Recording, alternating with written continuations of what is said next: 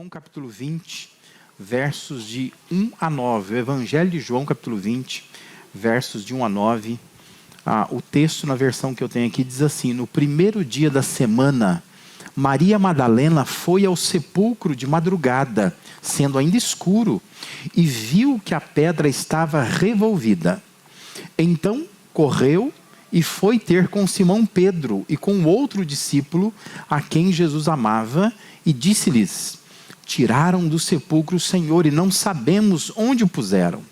Saiu, pois, Pedro e o outro discípulo e foram ao sepulcro. Ambos corriam juntos, mas o outro discípulo correu mais depressa do que Pedro e chegou primeiro ao sepulcro.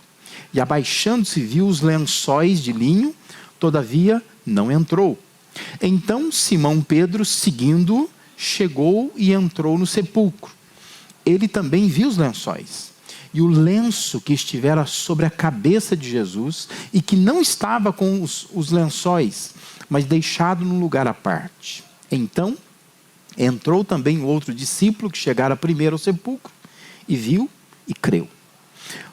Pois ainda não tinham compreendido a Escritura, que era necessário ressuscitar ele dentre os mortos. Sabe que antes de pensar em ressurreição, é preciso pensar na morte. Porque o fato ressurreição, o evento ressurreição, ele é um contraponto da morte. A gente só ressuscita quem primeiro morre.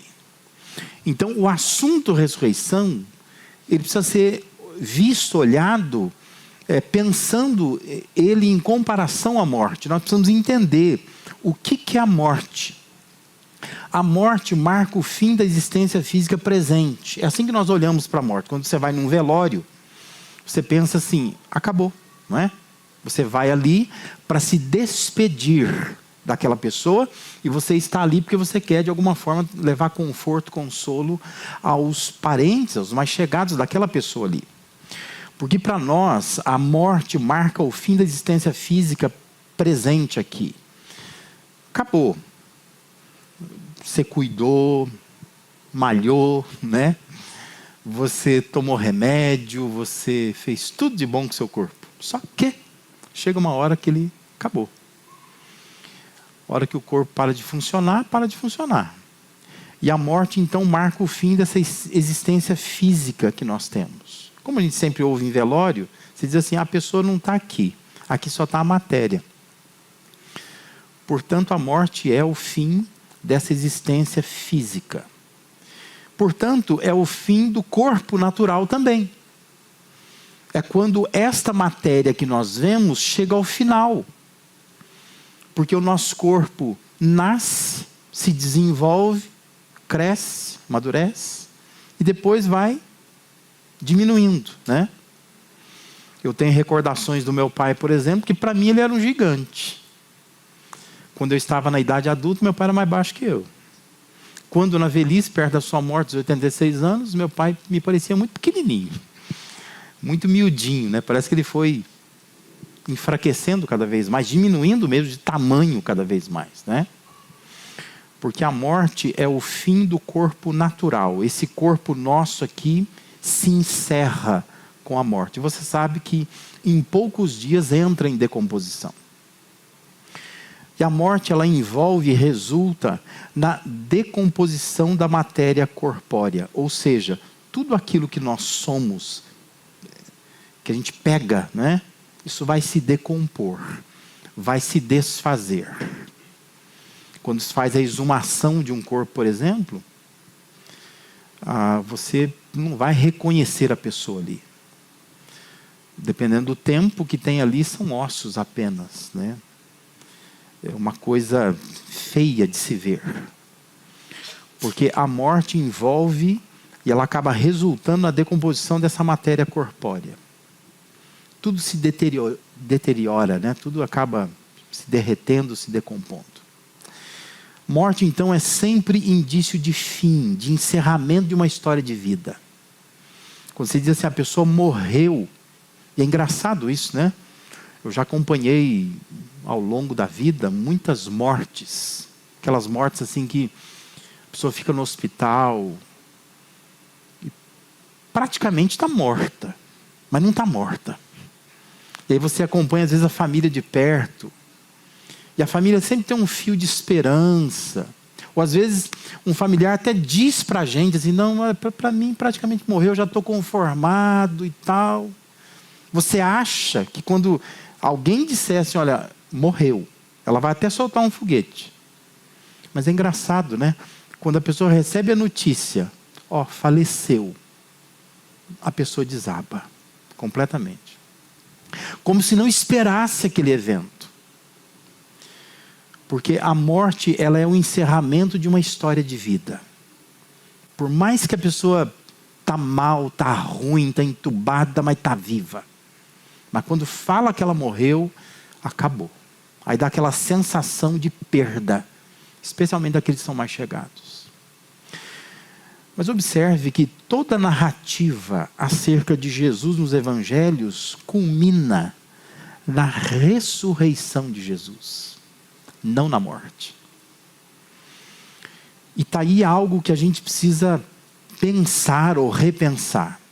Porque a ressurreição é o clímax. A ressurreição, ela é o ápice, é o ponto mais alto, mais importante. É a demonstração de que o plano de Deus enviando seu Filho ao mundo foi bem sucedido. Portanto, as narrativas dos evangelhos não se encerram com a morte de Jesus.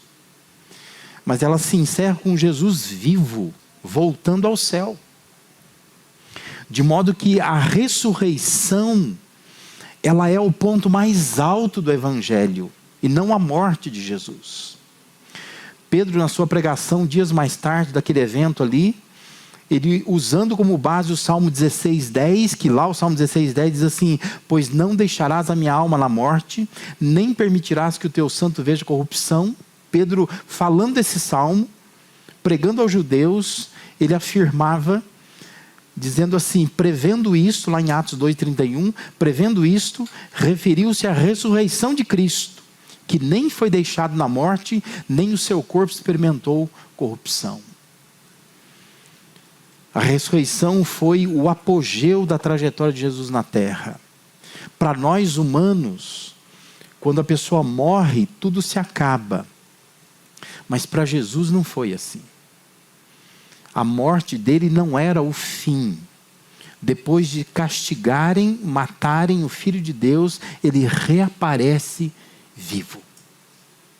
Naturalmente, um assunto de tamanha importância que transcende o entendimento, as expectativas humanas, despertam várias reações. E, na verdade, além de reações, despertam tentativas ou de explicar o evento, ou de até negar o evento ressurreição. E eu queria apenas recordar algumas coisas que são do século XIX, na verdade. Mas, vez por outra, nesse mundo que nós temos de Google, de internet, elas voltam. E às vezes você, desavisado, como muitas vezes você pega aquilo lá e fala assim, olha aí, quantas coisas questionando a ressurreição de Jesus. E por isso que é bom a gente recordar, saber o que correu no século XIX, que já foi superado, já foi explicado. Porém, vez por outra, você acaba vendo, dando uma gugada por aí, né? Um dos argumentos contrários à ressurreição de Jesus é que Jesus não chegou a morrer na cruz. Sabe? Tipo assim, ele estava ali na cruz e ele apanhou tanto, ele estava tão sofrido que ele desmaiou. Ele entrou numa espécie de coma. Todo mundo achou que ele estava morto. Aí colocou ele no túmulo. E depois ele acordou, porque ele deu aquela descansada. E tendo descansado, ele teve força suficiente para remover uma pedra gigante. Ele saiu de lá. Esse é um dos argumentos que surgiu no século XIX, dizendo assim, Jesus não morreu de fato. Por isso que ele não ressuscitou de fato. Na verdade, ele desmaiou. Ele não aguentou a pancada ali da cruz. Todo mundo achou que ele estava morto e enterrou ele. Mas ele foi enterrado vivo. Depois ele saiu. Outros reafirmaram o que as autoridades judaicas haviam afirmado, que se encontra lá em Mateus 28:13, de que os discípulos roubaram o corpo de Jesus. Então, no século XIX surgiu esse argumento dizendo assim, não, Jesus não ressuscitou. Na verdade, foi um roubo. Eles foram lá e roubaram o corpo de Jesus. E depois o túmulo ficou vazio, claro. Mas eles levaram o corpo para algum lugar. Então ele morreu, mas não ressuscitou. Porque o evento de ressurreição, na verdade, foi disfarçado por um roubo, né? Roubaram, violaram um túmulo. Ainda há daqueles que disseram que os discípulos foram no túmulo errado. Tipo assim, não marcou a cova direito. Hoje é cova, né? A gente sabe que na época não era cova, né? E aí quando eles foram, domingo pela manhã, eles foram no túmulo errado. E era um túmulo vazio. E todo mundo ficou, ele ressuscitou. Mas na verdade o túmulo era errado, era o outro túmulo, na outra quadra do cemitério de Jerusalém. E surgiram ainda aqueles que afirmavam que os discípulos experimentaram uma alucinação coletiva. Sabe assim? Todo mundo ficou alucinado coletivamente. Inventaram essa história de que viu Jesus ressuscitado, que todo mundo estava vazio, mas na verdade não aconteceu nada disso. Esses argumentos, eles surgiram no século XIX. Como que a gente responde a essas questões, né? Como eu disse, a maioria dos estudiosos contemporâneos rejeita esses argumentos. Porque eles são tão difíceis de serem acreditados que é mais fácil acreditar na ressurreição. Porque se você for tecer profundamente cada um desses argumentos, vai ser mais fácil acreditar que Jesus ressuscitou do que acreditar nesses argumentos todos. Era impossível que Jesus tivesse sobrevivido ao horror da crucificação. Do tanto que ele apanhou, do tanto que ele sofreu, imagina que ele sobreviveu àquilo e ainda tivesse forças para sobreviver num túmulo lacrado, sem oxigênio. E depois de 3 dias, sei lá, ou 2, ou na noite do sábado para o domingo, esse sujeito que apanhou, que foi crucificado, que foi furado do lado, agora ele tem forças para remover uma pedra e sair de lá sozinho. Sem contar que isso coloca em xeque a competência romana para avaliar se um crucificado morreu ou não. Porque foram eles que disseram que ele morreu.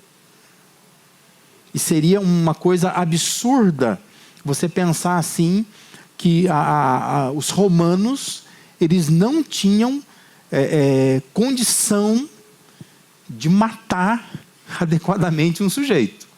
A ponto de olhar para ele, agora ele morreu, ele está morto. Isso seria absurdo. Se os discípulos tivessem roubado o corpo, como que eles passaram pela guarda romana com o corpo?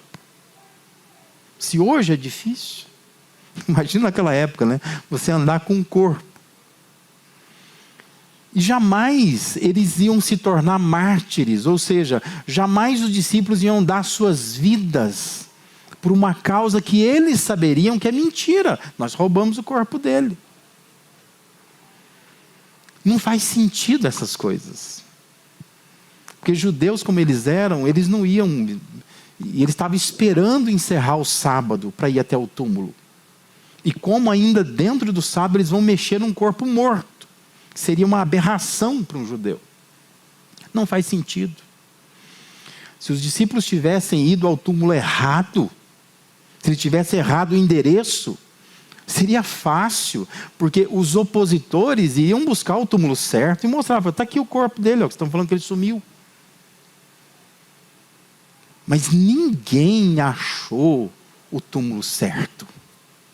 Portanto, não pode se argumentar de que eles estavam no túmulo errado. Cadê o túmulo certo? Porque está todo mundo contrário ao movimento cristão, eles iam buscar. Espera aí, não, vamos achar qual é o túmulo certo, vamos mostrar para vocês. Mas ninguém achou. Enfim, não se tem conhecimento de alucinações em massa acontecendo com um grupo, que Paulo vai afirmar lá em 1 Coríntios 15:6, que era composto por mais de 500 pessoas, que foram testemunhas de Jesus ressurreto. E como que eles teriam alucinações acerca de coisas que eles nem entendiam, nem criam na verdade? Veja a palavra de Maria no versículo 2. Ela diz assim, tiraram do sepulcro o Senhor e não sabemos onde o puseram. Porque na cabeça dela, alguém pegou o corpo dele. Ela acha isso. O próprio seguidor de Jesus não achava que Jesus tinha ressuscitado. Por que vai alucinar quanto a isso? Para ela, ocultaram o corpo de Jesus. Somente isso. O corpo foi oculto. Alguém fez alguma coisa, alguma maldade. E sumiu com o corpo dele. Versículo 13 Diz, então eles lhe perguntaram: mulher, por que choras? Ela lhes respondeu, porque depois ela está no jardim ali, né? Ela diz assim: porque levaram meu Senhor e não sei onde o puseram. Esse é o drama da Maria. Ela quer saber onde é que está o corpo. Eu queria terminar de preparar esse corpo, que não deu tempo na sexta-feira. Versículo 15 também diz que perguntou Jesus. Ela não sabia que era Jesus, né? Mas Jesus está no jardim dizendo para ela assim: mulher, por que você chora? A quem procuras? E ela, supondo ser ele o jardineiro, respondeu: Senhor, se tu tiraste, dize-me onde o puseste e eu o levarei. A Maria insiste dizendo: eu não sei onde colocaram ele. Ela não está pensando em ressurreição, ela está pensando em ocultação de cadáver. É isso que ela está pensando. Sumiram com esse corpo.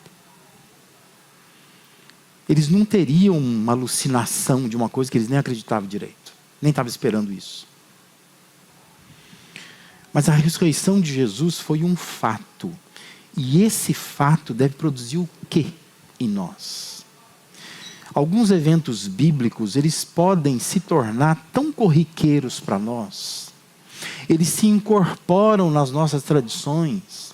Eles fazem parte das nossas crenças, a tal ponto que esses eventos, eles deixam de nos impactar. E não muda nada na nossa fé prática no dia a dia. Nada. Por isso que as pessoas nem dão importância mais, né? Houve um tempo quando Páscoa era feriado sagrado. E sagrado no sentido de que as pessoas não iam trabalhar e de que elas iam para a igreja. Porque é um feriado sagrado, né? É um feriado cristão.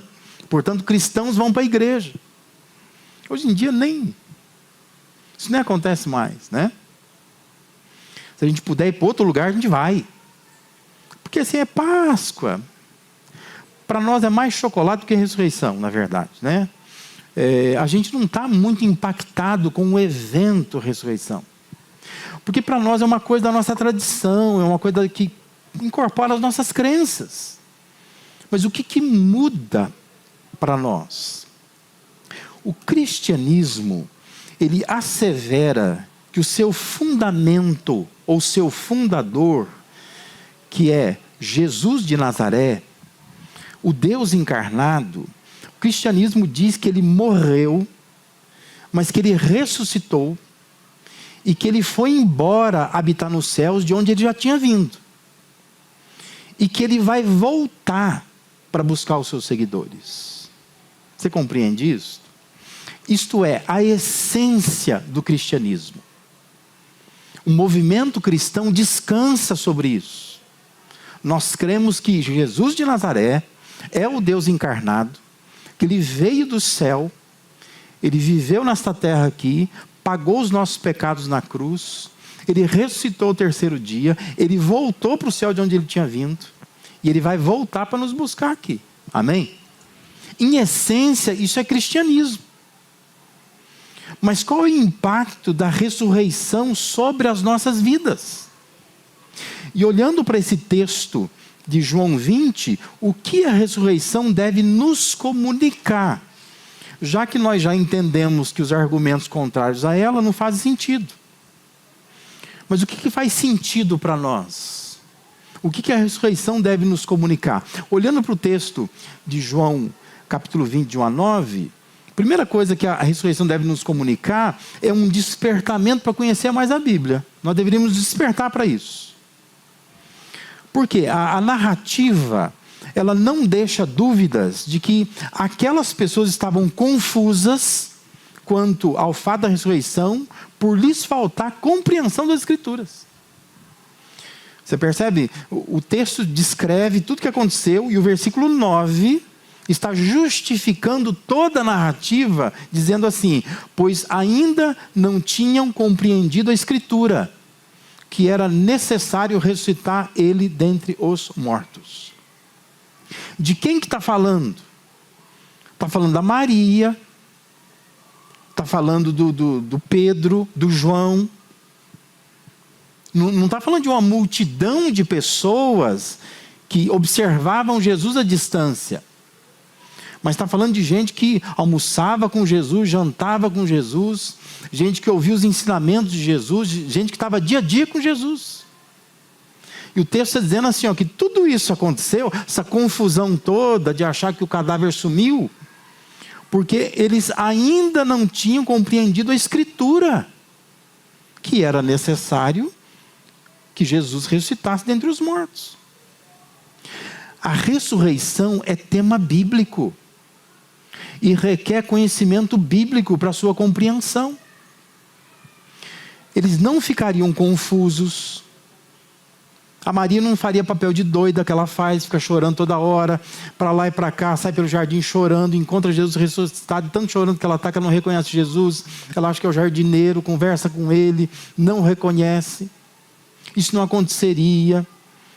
Eles não fariam tantos questionamentos se eles estivessem melhor amparados pelas Escrituras. O texto está chamando a nossa atenção para isso. Se nós formos um povo que não está conhecendo mais a Bíblia, nós vamos ficar confusos que nem eles ficaram. E o mundo nos confunde facilmente. Qualquer argumento de internet te confunde.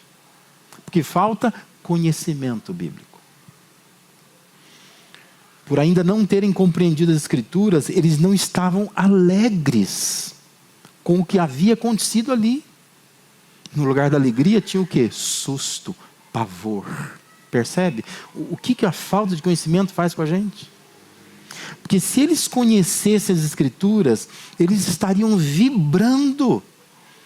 O nosso Senhor não morreu, Ele ressuscitou. Vamos festejar. Mas demorou para acontecer isso, né? Por quê? Porque eles estão ali, ó, lerdos demais, por falta de conhecimento bíblico. E João não economiza palavras para dizer isso. E ele se põe no meio da história.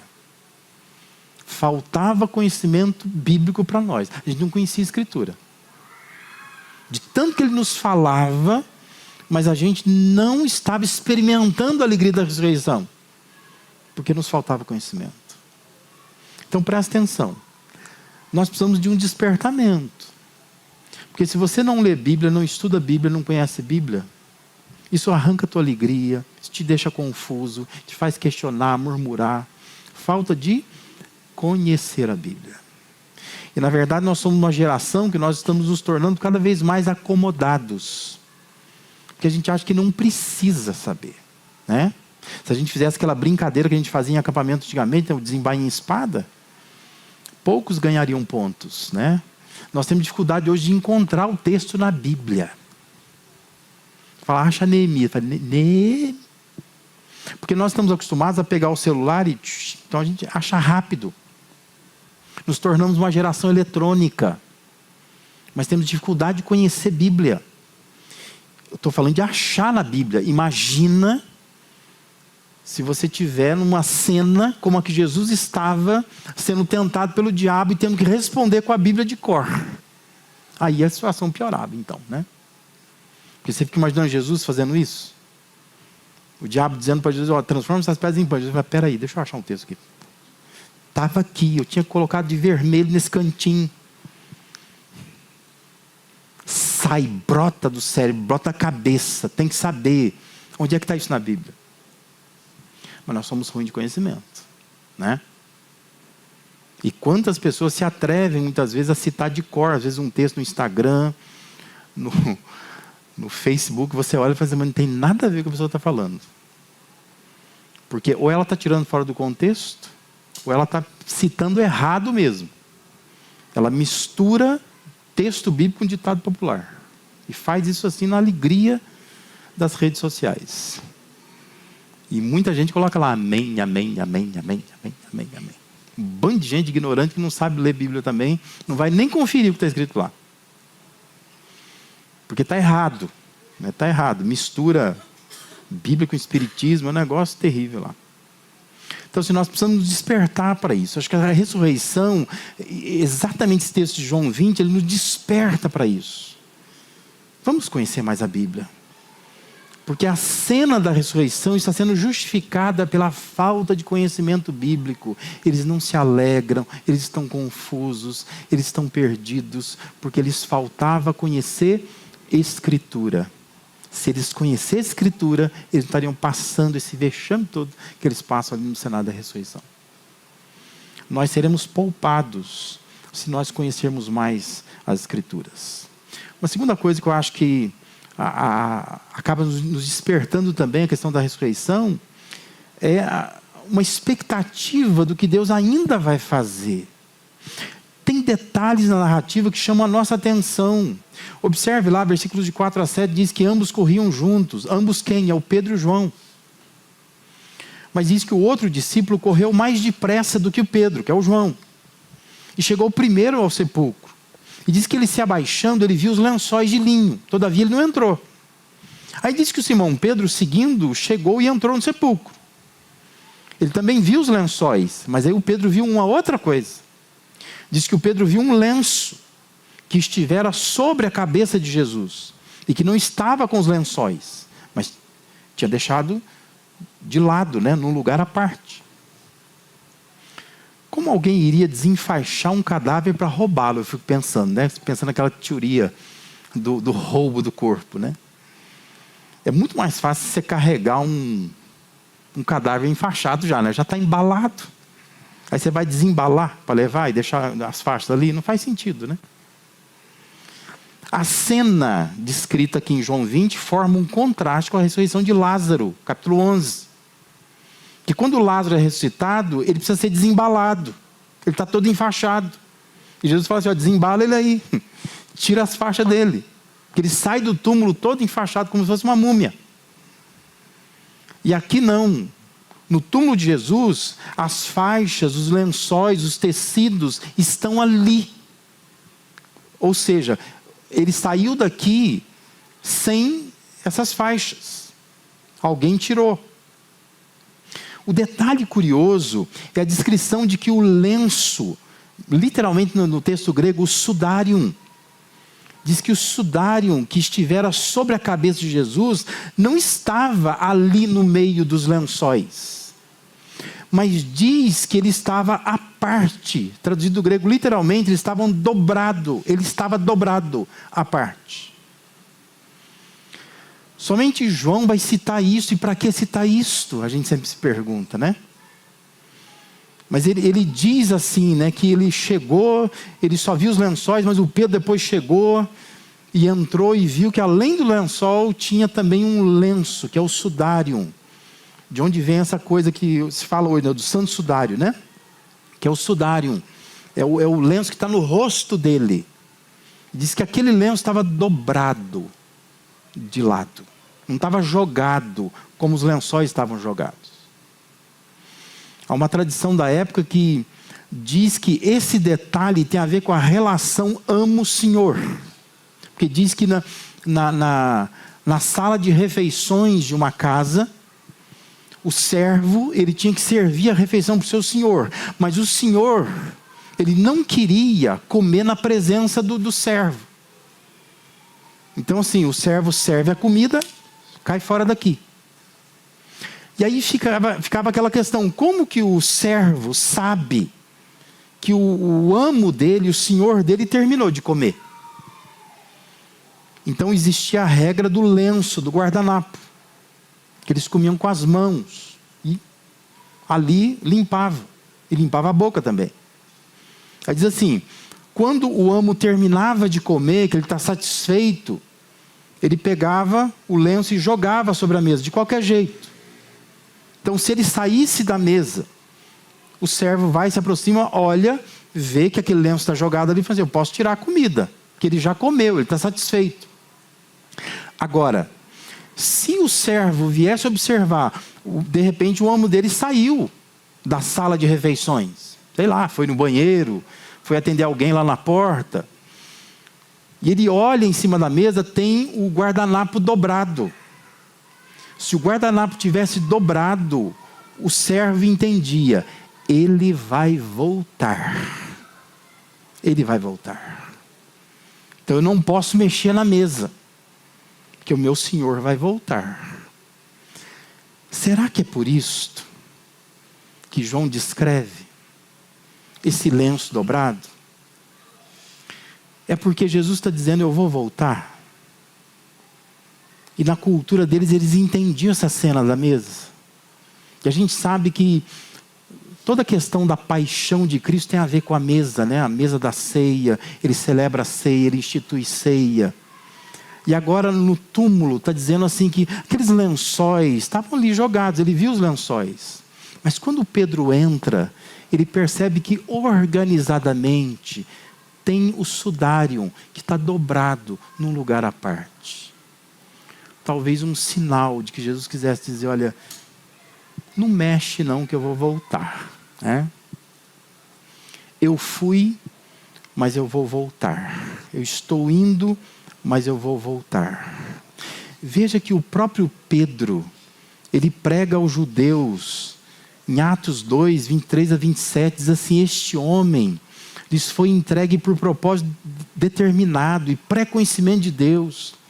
E vocês, com a ajuda de homens perversos, o mataram, pregando na cruz. Mas Deus o ressuscitou dos mortos, rompendo os laços da morte, porque era impossível que a morte o retivesse. A respeito dele, disse Davi, eu sempre via o Senhor diante de mim, porque ele está à minha direita, não serei abalado. Por isso o meu coração está alegre e a minha língua exulta. O meu corpo também repousará em esperança, porque tu não me abandonarás no sepulcro, nem permitirás que o teu santo sofra decomposição. A ressurreição de Jesus provê uma expectativa de que nós podemos repousar. Nós podemos morrer em esperança de que também seremos ressuscitados. Você percebe a diferença que deve fazer quando a gente conhece o que é a ressurreição? Porque não é para você olhar para a morte como o fim. Porque a morte não é o fim. Quando a gente morrer, e a gente vai morrer, todos nós aqui a gente deve morrer um dia, nós precisamos ter essa expectativa. Nós seremos ressuscitados, como o Senhor foi. E aquele lenço dobrado dizendo eu vou voltar, deveria mudar minha fé, minha prática. Eu preciso caminhar nessa expectativa. Ou eu vou ou ele vem. Mas eu não fico na morte. A morte vai pôr fim à nossa vida aqui na terra. Mas nós viveremos outra vez, com um novo corpo, à semelhança de Jesus. Por isso que Paulo em Romanos 6,5 diz, porque se fomos unidos com ele, na semelhança da sua morte, Paulo escreve assim, certamente o seremos também na semelhança da sua ressurreição. Ou seja, do mesmo modo como nós estamos unidos a Cristo, na morte de Cristo, nós também seremos na ressurreição. Expectativa. A ressurreição tem que gerar isso em nós, expectativa. A minha vida não termina aqui. Eu posso encerrar a minha história aqui. Mas quando o meu corpo se deitar, quando a minha carne se decompor, eu serei ressuscitado um dia à semelhança de Jesus. Amém? Essa expectativa nós precisamos ter. E por fim, toda essa cena da ressurreição deve também nos comunicar convicção. E a convicção de que Deus ele não falha. Deus não falha.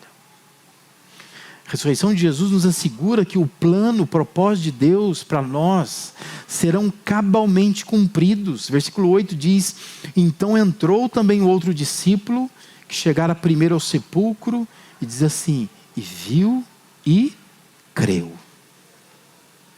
Ali João entendeu, ali João se convenceu, que Deus não falha em tudo o que promete.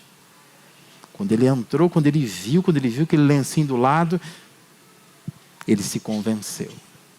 Agora ele creu. Ele viu como as vestes da morte foram deixadas para trás. E diz que ele crê ali. A frase é um contraste com o versículo 29. Quando Jesus ressuscitado vai dizer a Tomé, porque me viu, você creu? Felizes os que não viram e creram. Percebe? É um momento do capítulo 20 de João, onde começa a história de ver e crer.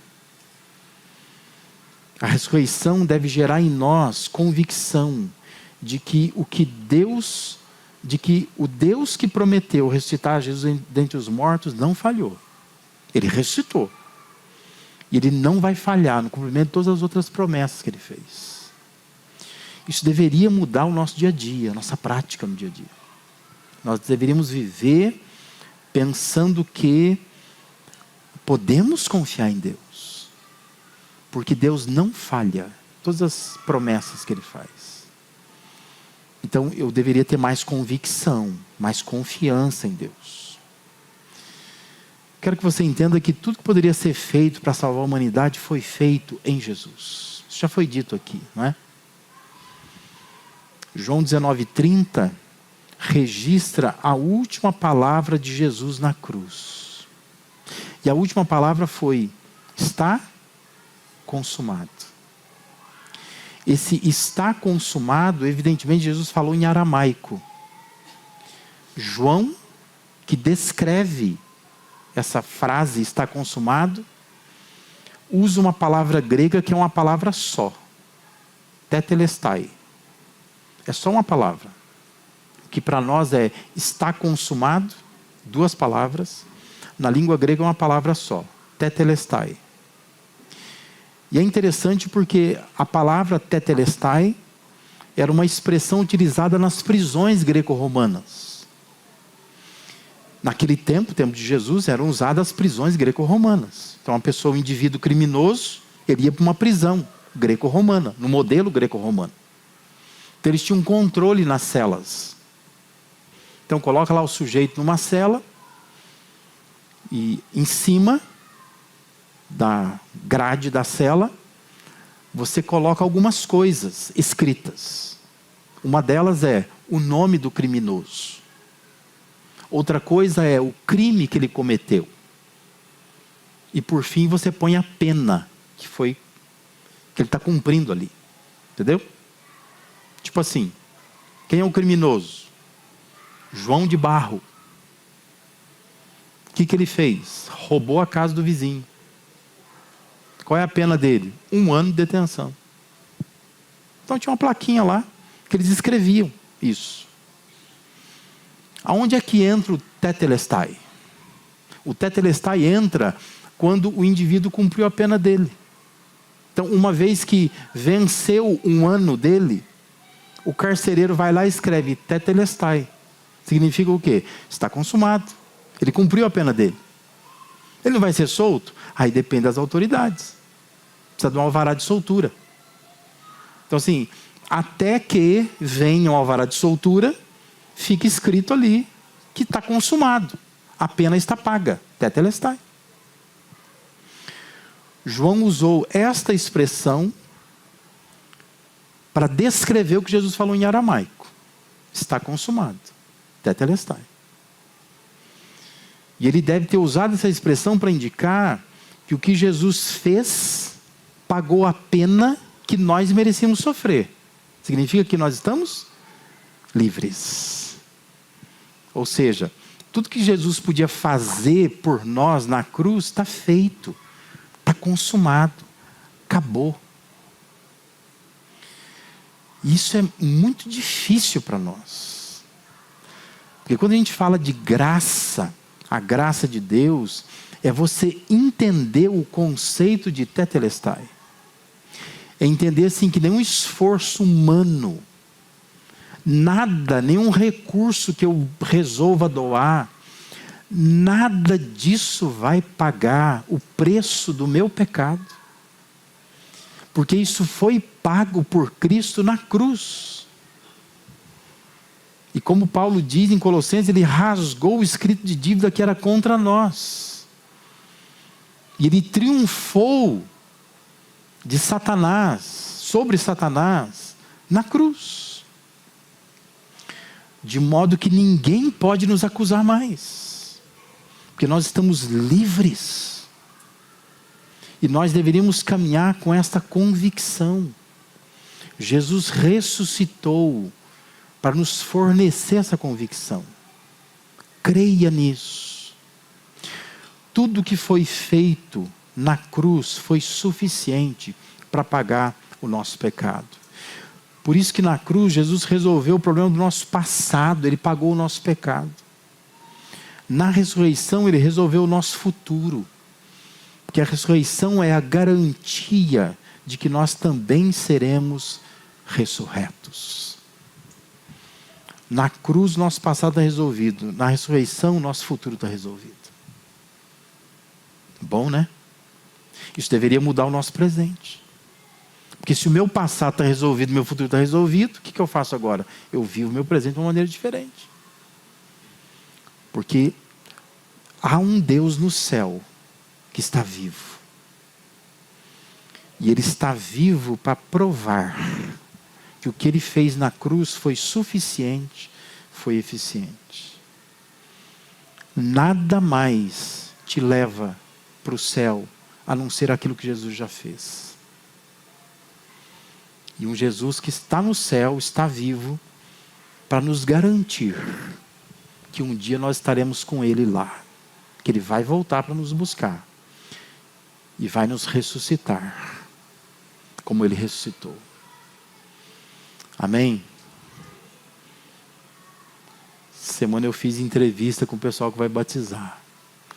E eu faço uma pergunta que eu queria também te fazer. Se você chegasse hoje na porta do céu e Deus estivesse lá e dissesse assim: o que você fez para que eu deixe você entrar no meu céu? Qual a sua resposta? A nossa tendência sempre é dizer assim: não, mas eu fui uma pessoa boa. Sou uma pessoa de caráter, eu venho de uma família boa, sou uma pessoa idônea. Eu ia na igreja, eu era dizimista. Eu não faltava nenhum culto. Entenda uma coisa, nenhuma dessas respostas é a resposta que Deus está esperando ouvir. Se Deus te perguntar, o que você fez para que eu possa te deixar entrar no meu céu, sabe o que você deve responder? Fala para Deus assim: nada. Eu não fiz nada. O seu filho fez. Ele morreu na cruz por mim. E tudo que eu fiz foi aceitar isso, me render a isso. Mas eu não fiz nada. E não vou fazer nada. Porque nada que eu faça paga o que Jesus fez na cruz. Entende isso? Que esse dia da Páscoa faça renascer dentro de você essas coisas. Se desperte. Conheça mais a Bíblia.